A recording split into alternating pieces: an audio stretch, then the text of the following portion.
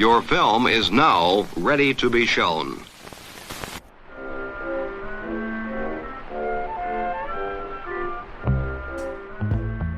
Good morning.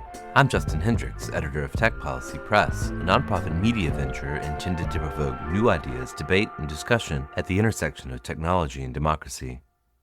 Of course, one of the key topics at that intersection these days is how AI will impact political communications and elections. Today's guests are authors of a new study based on interviews with different individuals who are currently grappling with how generative AI tools and systems will change the way they work, including various individuals involved in political campaigns across both the Republican and Democratic parties. Let's jump right in and hear what they learned. I'm Dean Jackson. I am the principal at Public Circle LLC and a reporting fellow with Tech Policy Press. I'm Zelly Martin. I am a PhD candidate at the University of Texas at Austin and a senior research fellow at the Propaganda Research Lab at the Center for Media Engagement, which is based also at the University of Texas at Austin. I'm Inga Trauthig. I'm the head of research of the Propaganda Research Lab at the Center for Media Engagement, based at the University of Texas here in Austin. One thing I always like about the research that comes out of your lab is the focus you have on just talking to people, just doing basic ethnographic research, talking to folks in a variety of contexts to interact with the information ecosystem, as it were, and with some of the kind of things that we're concerned about on this podcast, whether it's mis and disinformation or election communication, that kind of thing. You all have been out talking to lots of people about the role of generative AI in the U.S. 2024 elections and beyond, talking to folks who are engaging with this technology. We're going to learn a little bit about what you've heard as you've talked to different figures. I would love to know when you fielded this research and when these conversations took place and where they took place. The interviews took place between January and March of this year, 2024. They were all either by phone or teleconference. And in the end, we spoke to about 20 people, 15 of which came from somewhere in the world of political consulting, and we can break down what that means a little bit. The other 5 were expert observers of various types, whether they be from nonprofits or academia or the legal field. Of those 15 political consultants, though, and that was really our primary focus, was political consulting.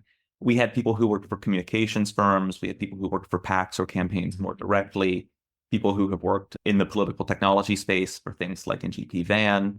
So we really captured, I think, a good sort of slice of the campaign and professional political ecosystem in the United States. And these are individuals from across parties?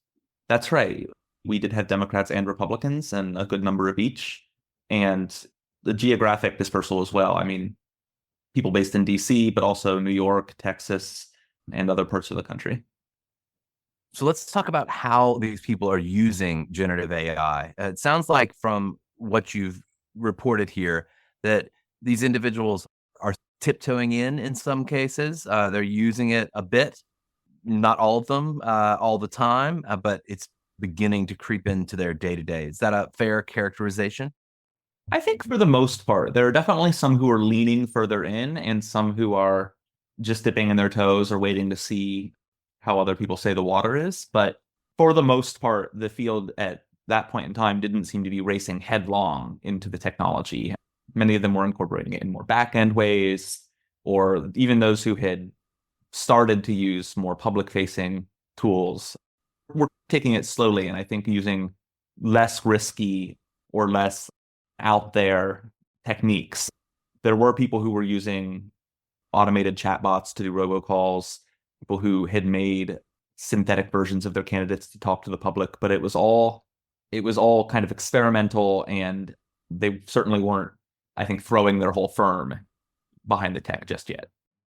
So with the folks that we interviewed, a lot of them are very interesting characters. Like the interviews were virtual or partially on phone, but for instance, one of them was in their car, I hope, talking over the Bluetooth speakerphone in the car, but basically while driving in the car, giving us like some wild speculations about the future, what he would be doing with generative AI if like the gloves come off and things like that. across the political spectrum, some real characters. This is also how we started this research and interviewing these people, was that once ChatGPT, like this mainstreaming of some generative AI tools happened, our main question was, how are the political campaigners and political marketers who the lab and like different researchers from the lab have been speaking to already over the last years going to adapt this? Is it really going to change the playing field? Are they actually really going to rely on Gen AI tools intensively, or are they still staffed or feel like they have all the tools they need at their hands in terms of data access and utilization for micro-targeting and things like that? And answering then the question towards how they are using generative AI in their political campaigning, what they told us, I think the bottom line summary would be, there's definitely a potential, and we can already see that in like the scale and the speed, partially of content creation, but also partially in terms of like data analysis and data gathering, which can translate, and at points already has, into this targeting in various different languages with one content, etc. Across the board, everyone had either experimented in a private manner, but most of them professionally, with generative AI. Some saw amazing potential, and others were like quite skeptical. But when you do these interviews, you also often need to ask yourselves, okay, they come in this with their own perspective, right? They don't want to undervalue their own work as well. Probably no one's going to tell you that an AI avatar is going to be better than they are in their political consultant firm at some point. And then Dean already touched on this. We had some like sci-fi reminding findings, like one of the consultants, and Dean and Zelly, you need to chime in because you did most of the interviews.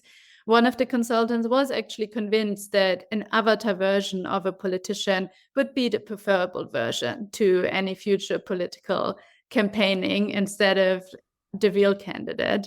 That for me sounds like science fiction, but for him was happening, if not this election, then the next election. Yeah, I think the findings about how they're using it are somewhere in between practical realities that we expected and then other more sci-fi sounding things. But the practical realities in terms of scale and speed, I think, what ultimately are more concerning to us, actually. I'm reminded of the Waldo moment, that episode of Black Mirror where a cartoon character ends up becoming quite popular. Things take a, of course, a dark turn, as they often do in that show. But Zelly, do you want to add anything to Inga there? I just want to echo Inga, but also add that at the end of the conversations with a couple of different folks, they would start to be really speculative, really excited about what could happen. And I think something that really struck me the most about that is when we said, okay, but there are some threats to that, right? If the candidate is actually completely AI generated, what are the potential issues there? Or if we have one candidate who is also has an AI generated version of themselves that's responding to potential like comments from other politicians, what are the potential issues with that? And a couple of them said, actually, the positives and the negatives, like, I'm excited about all of it. It's going to be the same. Like, everything is positive to me. So it was really interesting to me to see how the people who are building this tech, the people who are using the tech, are really not thinking of it in the same way that the general population or that researchers and policymakers are. It seems like even with the things that are quite concerning, they are so excited about it that they're seeing this techno-utopian future. But for us, we can see how it is potentially very dystopian. And then, yeah, Inga, to pick up on the fundraising issue, a lot of the more mundane uses are related to using it very heavily, using generative AI very heavily for fundraising. And this is something that's concerning to us for a couple of reasons. It's great. It could be potentially democratizing to have these smaller campaigns with less money be able to fundraise at a larger scale and collect a lot more money. That could democratize political campaigns for sure.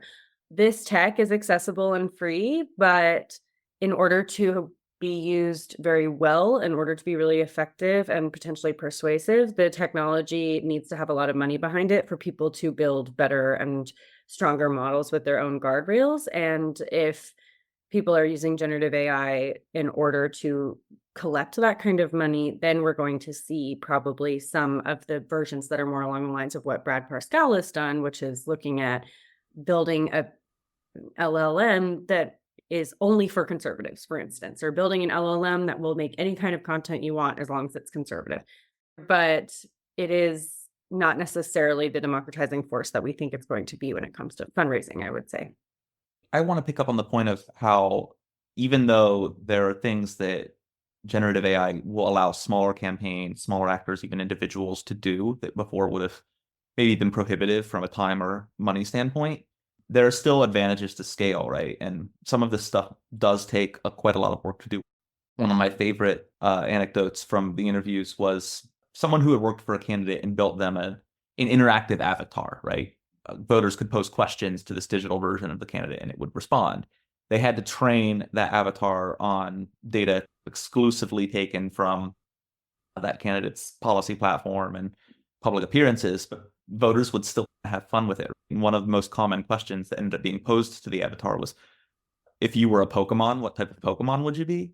And the campaign had to go in and was constantly changing the programming behind the avatar so that it wouldn't respond to those kinds of inquiries, right? It took a lot of maintenance to preempt all of the ways the public could create mischief with this avatar version of a candidate. So it's not as simple as slapping a paragraph into ChatGPT and now you fully automated your campaign. You still need consultants, you still need tech expertise, you still need time and money and data to really maximize the potential of the technology. Let's talk about that, because I feel like that's something that comes through multiple individuals. You've got this Democratic consultant, Kate, for instance, who refers to the necessity of resources and this sort of sense that despite the fact that these tools like ChatGPT or other things like for image generation or video generation are cheap and freely available in many cases, that using them well still requires money and expertise. So have we really not crossed, I suppose, that Rubicon, as it were? Is it still seen as a slight kind of resource barrier to deploying these things, at least in a trustworthy way? I do think that in order to use the technology efficiently, it does cost a lot of money. So one thing that Kate brought up is she said a lot of the folks that she's talking to, trying to help these campaigns and NGOs and things incorporate generative AI into their regular work streams, they've told her this actually isn't really worth it for us because we are having to hire lawyers to go through and look at the terms of service of these technologies and see if we're using them appropriately and using them as legally. We have to hire lawyers to make sure that we're conforming to whatever current regulation is, although of course right now the regulation is basically non-existent. But that's not to say it won't change. Hopefully it will. So for the smaller campaigns, it's really challenging in some ways to make effective use of this technology, even if they're using it because it's free, accessible, even if they're just using ChatGPT. And then on the other hand, if they want to use something that's built for them, that is going to cost a lot more money, a lot of resources and time. And also something that's built for their specific campaign is also going to be much more expensive. I hope that this will eventually be democratizing, but I'm not sure that it's quite there yet. So the conclusion I would draw to your question, Justin, is based on our report, but also obviously on other studies and things that have been done on Gen AI and how some of the tools are deployed, is if you want to deploy it, and it relates to Dean's example as well, if you want to deploy it like ethically and in a sophisticated manner, actually quite a lot of resources should and need to go into this.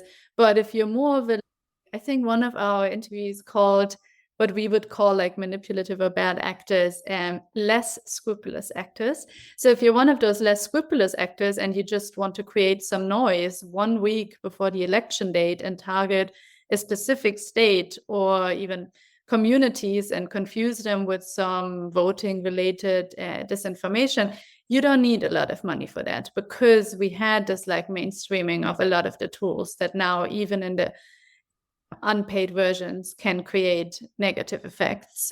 And then if you spend a bit of money for a paid version, they're relatively, as far as I understand, relatively cost-efficient ways to at least build one thing on top of that you want to use in this one 24-hour campaign where you put some money into it. So we have these two sides where I would say the positive lesson maybe from our interviews and for the current political campaigning in the US, that a lot of the political marketers here and political campaigners here are still adhering to some sort of internal conduct or some guidelines that they almost put up on themselves, but then they are our rogue actors and they don't necessarily need a lot of money.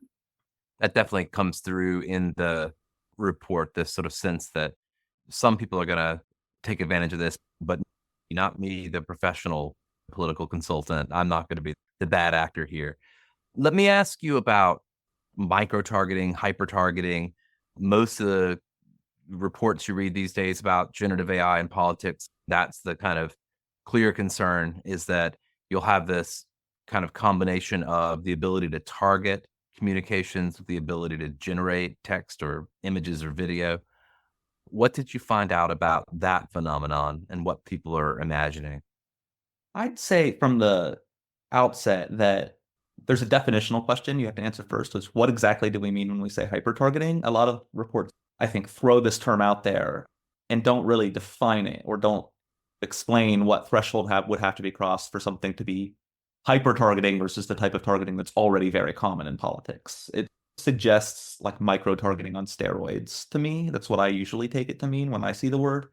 And then under that definition, I think we found a lot of disagreement about whether or not the role of data and targeting in politics is over or understated, right? Some consultants, and they do this for a living, this is the water they swim in, they swear by it. And then others would say that a lot of the press coverage out of the 2008 Obama campaign made a huge deal about this, and we might have overlearned some of those lessons. There are still limits to what data can do, and actually a lot of the data that parties have is not very good, right? The Democratic Party, for example, their data points about voters are often inaccurate. People complain about getting things targeted to them that don't match their politics at all.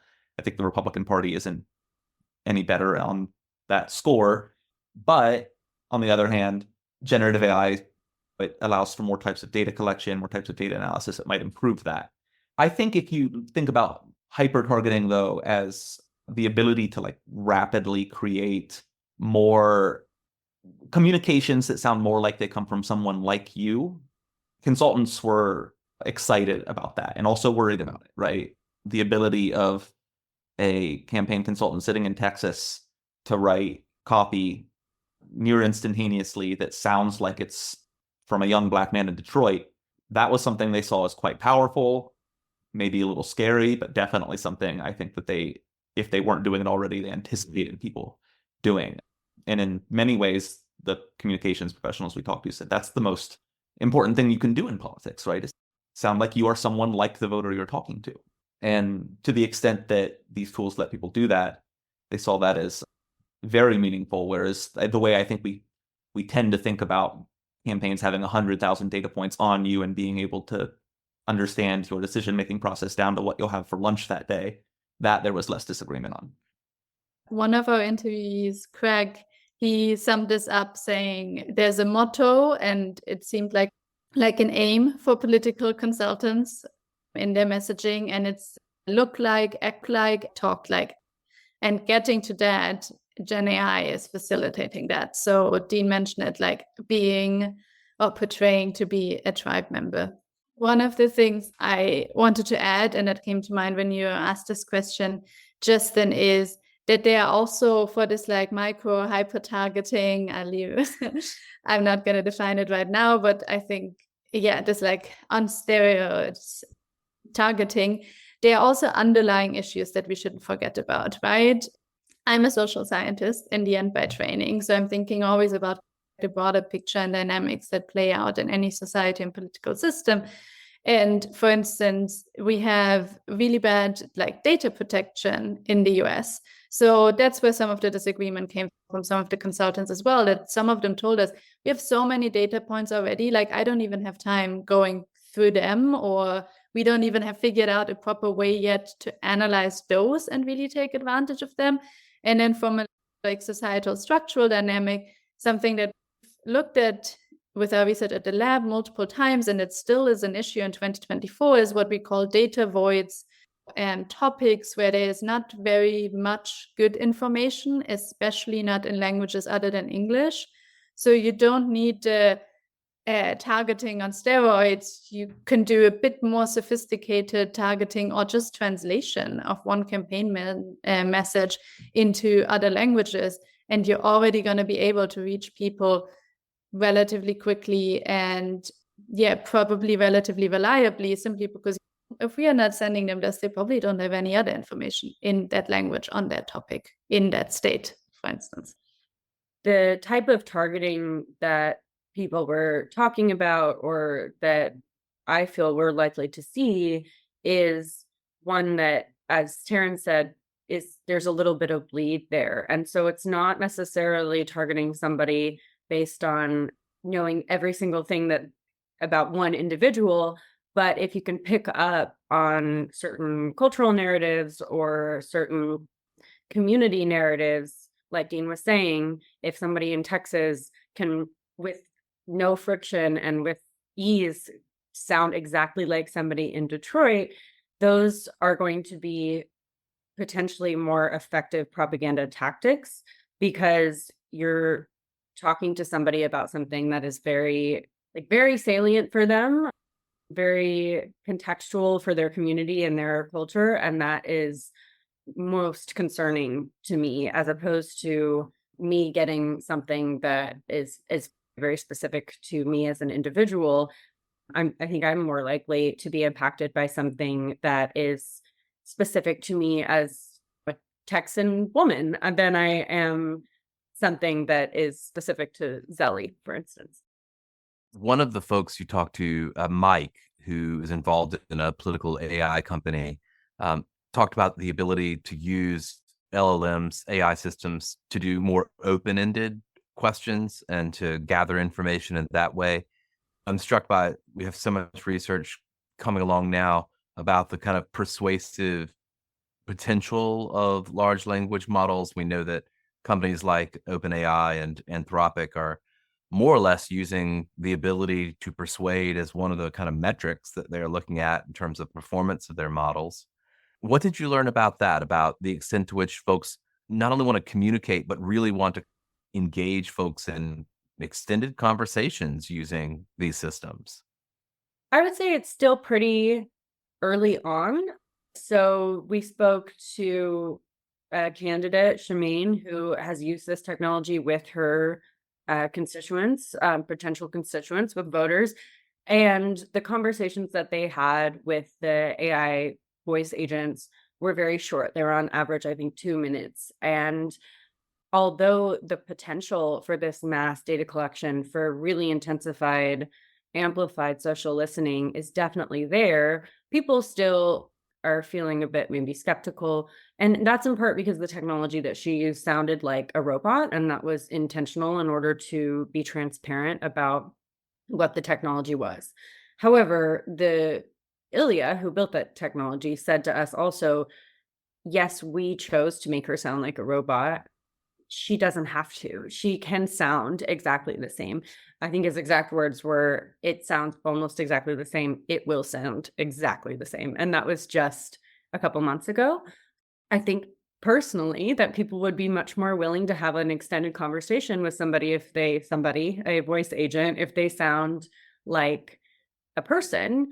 And because there are no guardrails right now, no regulatory guardrails, that is very possible that we will see that very soon. And those conversations are quite worrying to me. Long, extended conversations between voters and an AI agent, if they don't know that it is an AI agent, and then who's going to have that data, and then what that data will be used for, that makes me quite concerned for people's safety.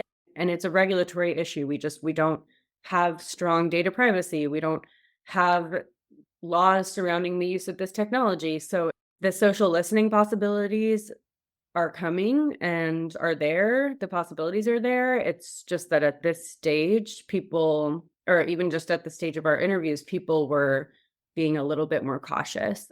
But of course, they're also, as Inga mentioned earlier, they're cautious because no one's going to say, yeah, I'm using this to have long, extended conversations with people where we collect a bunch of data about them. The technology's there and people will use it for that for sure. This is really the area where we are on a frontier. And you asked earlier if we had crossed the Rubicon. And the problem is we're not going to know if we've crossed the Rubicon until it's way in the rearview mirror. We could be standing knee deep in the Rubicon right now and not know it. Because, yeah, there's this AI robocaller out there. There are people experimenting with digital avatars of their candidates. We don't really have great information on how voters are perceiving these things. I did hear from one interviewee that the average call length for their robotic robocaller was about 2 minutes, not that long. People still hang up on it quite a bit, the way they do with human callers or with pre-recorded robocalls. I had a conversation with my personal city council person about this, and they said, if I had deployed something like this for my voters, I would think they'd find it quite offensive, actually, that I sent a robot to talk to them. And that might be true, especially for maybe older voters. What happens for younger voters if it gets normalized, if this is everywhere all the time? On the one hand, they might become more accepting on it. On the other hand, any type of political communication that becomes ubiquitous sort of becomes spam. And so maybe it won't matter that much. And then you have this issue of data collection, which Zelly brought up, which I think is really under talked about. We talk about how AI can talk to us. We don't talk as much about how it can listen to us. All of those conversations can be transcribed. They can be, you could take thousands of pages of data and summarize them in a 5-page document for a candidate. That's both kind of scary from a data privacy and social manipulation standpoint. It's also promising, though, if you think about the ability of that for elected officials and government officials to get information on constituents' concerns and needs, right? You could track that down to the specific pothole that people are upset about. And we just don't know how far political consultants will go in wrapping their arms around this technology, what the public response will be, and what the long-term implications will be. It's all quite hypothetical. And to take this, I think, the farthest out into the sci-fi realm that we got, the person Inga mentioned earlier who was talking to us over the Bluetooth in their car as I imagined them racing down a desert highway. They had a kind of manic, excited energy to them. And they said, we may come to a point where the virtual version of a candidate is seen as authentic, or perhaps even the ideal representative of a candidate, because you can interact with them in a way that you couldn't interact with Joe Biden today. The public could come to accept that, and candidates could come to embrace it, and that could have profound implications for what trust and communication in politics look like. And we talked a little bit, I think, off call about India, which just had an election which saw a lot of AI use. And that seems to be a possibility from the trends there, right? That parties and candidates use this to communicate with voters in ways that weren't possible before. And it somehow, in ways that might be difficult to predict, creates a different parasocial relationship between people and politicians. There were also a lot of maybe nuttier or lighthearted ideas about how these technologies may be used in political campaigning. You had Chris, the senior national strategist at a Republican consultancy firm, imagining that eventually companies will come along to help campaigns gamify their communications efforts. You had another Republican consultant imagining AI used to generate games, Sudoku puzzles, cartoons, poems, coloring books that support the campaign. I like some of these ideas. But let me ask you, you've already talked about regulation. You've talked about what are the rules. You've talked about the idea that some of these folks who see themselves on the sort of right side of history, concerned about what folks will do who aren't concerned about the rules, as it were. What do they think about the types of constraints that law and regulation, or maybe even professional norms and ethics, might place on this field with regard to the use of AI? What did you learn about their views of the potential of regulation to tame this quote unquote Wild West, as one of your consultants referred to it? At the top level, there's just no agreement. There is no agreement not only in our data about what should be done, but there's also no agreement amongst tech experts about what can be done. So we had people suggesting technical solutions like putting watermarks on all content that was generated by AI. And then we also had people who build this technology saying, yeah, that's not going to work. Anything that you can put on, I can take off. Anyone else can take that off that has the expertise and skill set to do. So I have no faith in technical solutions. So just at a top level, I would say people, even experts in this space who build this technology and who use this technology heavily, can't agree on what should happen from a regulatory standpoint. And currently everybody is regulating themselves and just saying, hey, I'm a good guy. I will do it ethically. I will use this as appropriate, but I don't know what everyone else is going to do. And there's also not necessarily any broad consensus on what using generative AI ethically means. Inga, I'll let you pick up on that also. To answer your question, Justin, based on our interviews, I think my impression from our interview data and the folks who are using Gen AI and are active in political campaigning or political consultant, honestly, my bottom line is they're relatively comfortable doing their work day to day because there is no like federal regulations or anything with teeth that could really come after them, they feel. But at the same time, they're trying to adhere to certain guidelines or have state legislation, etc., be checked out by their lawyers so that they are not branded as the row actor or someone who causes trouble, etc. So this overall relatively unregulated space right now actually works relatively well for them, but they do voice concerns regularly saying this could happen and actually there should be better guardrails in XYZ. But then the bottom line amongst our interviewees is that not everyone's a party member, but we have some who work for Democrats, others work for Republicans. So then they fall mainly along like kind of party lines in the sense of the Republicans are more averse to broader regulation and Democrats are more in favor of, even though they can't really describe the details exactly how that should look. Definitely something that is often mentioned across the spectrum is disclosure, at least, to create some transparency. The Republicans, on the one hand, want other bodies like some bodies like the, American Association for Political Consultants, I think, to basically take this on and enforce some standards. But at the same time, we really know that they can't do much more than a slap on the wrist. And even if we have the FAC maybe taking on more responsibilities or getting more responsibilities in terms of better regulation, how high are those fines going to be? Is that also in the end going to honestly be a slap on the wrist? And one of our consultants said, I'm paraphrasing here because I don't know the exact quote, but something like, nothing sells as good as success. So that's where we're currently at as well. No one wants to be inhibited in potentially being super successful and making a lot of money out of some Gen AI political campaigning. So I think that's where we're at. We broadly still fall within a American kind of like polarized debate. We have a lot of state initiatives, nothing meaningful coming from the federal level. And then this actors acting in that space like self-regulating because they also don't want to be targeted by more regulation. You say in your conclusion, we join other researchers in calling for passing of relevant policies to ban and effectively penalize voter suppression, imminent calls to lawless action or violence, defamation, fraud, and other harms that generative AI may facilitate, rather than for outright bans on the technology's use in politics. That seems sensible. But you also say technology companies, you raise another concern. You talk about the idea that technology companies should refrain from replacing humans with unsupervised generative AI, especially on trust and safety teams. How did that concern come along? We talked about in tech policy press quite a lot, the kind of trend towards thinking about how to automate content moderation or automate certain trust and safety functions, for instance. How did that come out of your interviews?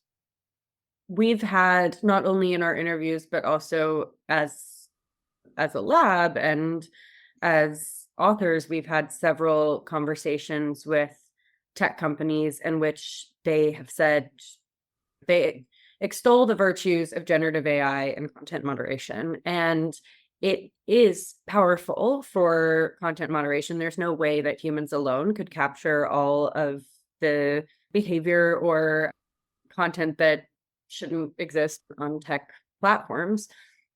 But at the same time, without any oversight, generative AI is still going to get it wrong in a lot of cases. It's going to remove content that should not be removed and also allow content to remain that is something that probably should be removed. So as authors, I think across the board, we're just afraid of sort of tech companies leaning into automation so much so that they have mass layoffs across trust and safety, which we're already seeing. And then you're left with a model that is basically running things on its own, as opposed to humans training and then keeping an eye on it. And Dean, I'll let you pick up on that. Yeah, just because I think I did the interview where that came up. It was one of the last interviews we did because, as we said at the beginning, we started with wanting to focus on political consultants. And those interviews were really informative about political consulting, but we wanted to get a sense of what other sectors and other types of actors might say and do, at least a little bit, to perhaps guide future research and show us where the limits of our current methodology lay. And so one of those interviews was with someone who worked on the trust and safety team. It was actually for a mobile gaming company, so not one of the big platforms, but they had contracted out to various AI trust and safety vendors to detect harmful content, things like financial scams targeting minors, various forms of hate speech. And they were quite frank with us about the limits of that approach. They do use it to triage, to decide what gets elevated to human reviewers, because, as Zelly said, they can't catch everything. There's just too much content. But one of the examples they gave was when the war in Ukraine broke out, they had, I think, a fairly sizable Russian-speaking user base. And in English, the AI was fairly good at capturing obvious examples of dehumanizing speech or endorsements of violence. Not perfect, but it could do it. It did the job in Russian. And then they also have an Arabic-speaking audience for who they use this for a similar use case. Sometimes it would miss straight up ethnic slurs. It just was not up to par. And there has been a sense cultivated by the tech industry, I think, ever since Mark Zuckerberg's congressional testimony several years ago, where he said that coming AI advancements would make content moderation problems much less severe. I think there's been a sense that that would happen, that we would lean increasingly on AI to do this work. And the people who are leaning on AI to do this work are telling us it's not there yet. Maybe it will never be there. You can't simply wholesale replace those teams with a computer program. I 100% agree with you that English content moderation, automated content moderation of English content is far and away better than in any other language from what we've seen. And I would just add too that even in English, it's not necessarily doing that great. Maybe not from the perspective of content moderation, but also these AI overviews that we're seeing. I think we've all seen people joking about them on social media, the ones that are like, how many cigarettes should a woman smoke while pregnant? And then it says, oh, the doctors recommend 2 to 3 cigarettes a day. So there are things like that popping up. But also in our interviews, we had Britt telling us that partisan information is making its way into these AI overviews, and even not only misrepresenting what current policies are, but just completely disinforming people in some instances. And this is a problem with multiple facets. It's because there's a data void surrounding breaking news. In many cases, it's because the AI doesn't have proper oversight. There's lots of reasons why these things happen, but even in English, the models are just like not quite there yet when it comes to running completely on their own. And Dean said maybe they never will be there. And we should not just replace humans when it comes to content moderation or generating content for people to see directly. Yeah, it does strike me, bringing up the search issue or even the responses of various chatbots and the way that those responses may carry a political valence, either by accident or just as a function of their training data. That's potentially more impactful than what all these consultants will do, at least over the course of time. Having done this research, when you think about this political cycle and you think about the upcoming US election, having just talked to all of these experts who are going to be involved in the fight through November, what's your threat assessment?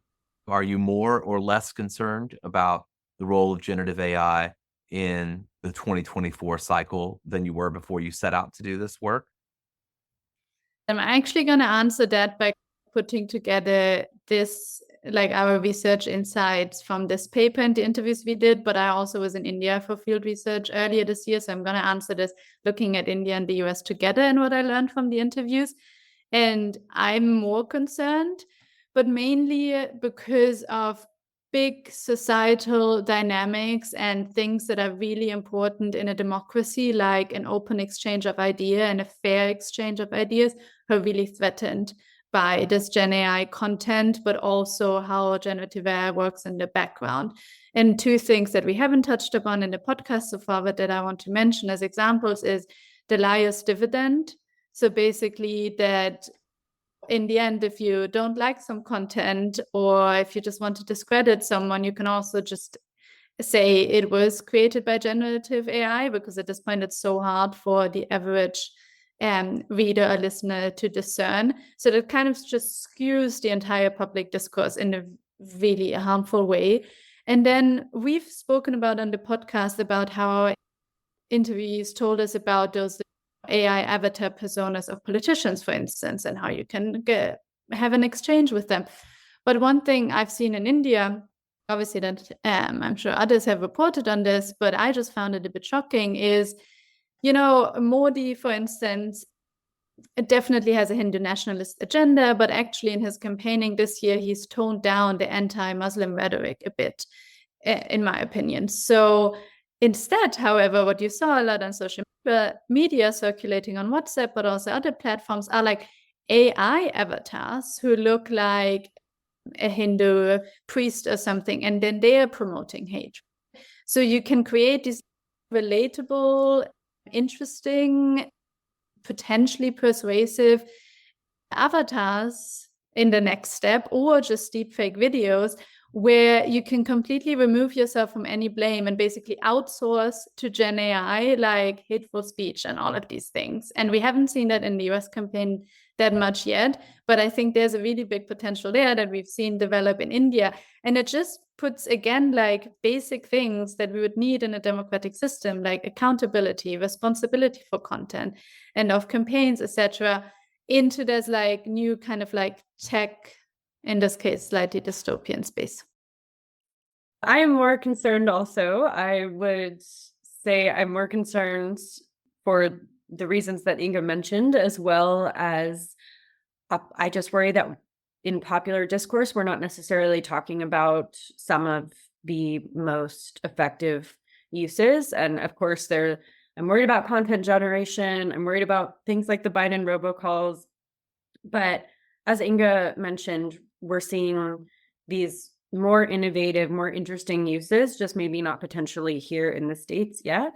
And then on top of that, we're also seeing what could be thought of as like more mundane uses, data analysis, very fast data analysis, or potentially mass data collection, or using generative AI to interface with other algorithms and with other numbers in order to amplify content, as opposed to interfacing directly with humans.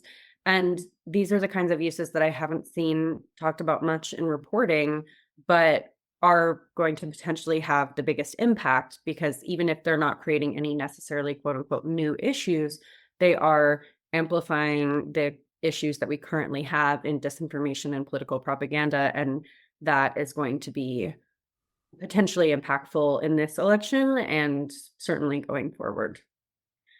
I'm the outlier in that I came into this project a little bit skeptical about the discourse around AI. I do remain skeptical, but I wouldn't misread that as lack of concern. I actually think I'm quite concerned about the 2024 election. I think that things in terms of public trust, in terms of the effectiveness of propaganda, the rise of illiberalism are so bad, it's hard to imagine them getting worse for at least the obvious ways that many people in the media have talked about, right? We didn't need deepfake video to get to January 6th. Now, if this is quite a close election and there's some incident of violence at a vote counting center during a recount and someone can pour gasoline on that with generative AI, that would be quite bad. I'm open to the possibility that something like that could happen, and we only get one shot at this election, so we need to be preparing for that kind of thing. I think there are two things that do give me cause for concern. One is, Inga mentioned the liar's dividend, this idea that politicians will be able to simply say, that didn't really happen, it was AI generated, and because public trust and public ability to discern truth from untruth will be so degraded by concerns about generative AI that they won't know what to make of that. I think that's quite worrying, and we in some ways make that worse if we talk about this problem in the wrong ways. If we tell the public to be deeply alarmed but don't empower them to discern content between types of content, if we don't give them advice on how to turn to authoritative sources, maybe reserve judgment, if we don't talk about this responsibly, we can make that problem worse. And I think we are at risk of doing that. The other thing I've been struck by as I reflect back on all of this work we've done is when I was a teenager, around the turn of the millennium, there was quite a bit of discourse about the advent of reality television. This was around the time Survivor came out on TV, and whether or not this type of entertainment was going to change our culture, whether it would change our politics, whether a culture of celebrity would have lasting impacts. And at the time, I thought, this seems a little silly, right? It's just TV. 20 years later, we had a reality TV host president. I'm not so sure, but it took 20 years to know. It took 20 years for us to really watch that change happen. And I think the ways in which AI is likely to challenge our politics could unfold under a similar time span, right? We could look back and say, wow, we really missed the mark on hyper-targeting, just as an example, but I did not see this other thing coming, and it was really important. Something like that will almost certainly happen. Every advance in technology, every advance in communications wrinkles the fabric of society somehow.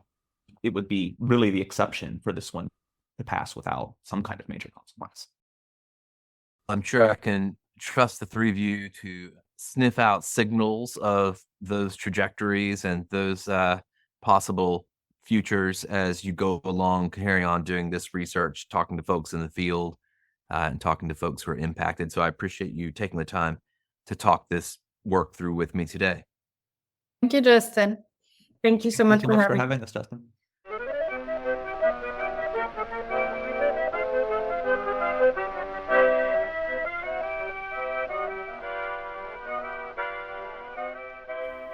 That's it for this episode. I hope you'll send your feedback. You can write to me at justin@techpolicy.press. Thanks to my guests, thanks to my co-founder, Brian Jones, and thank you for listening.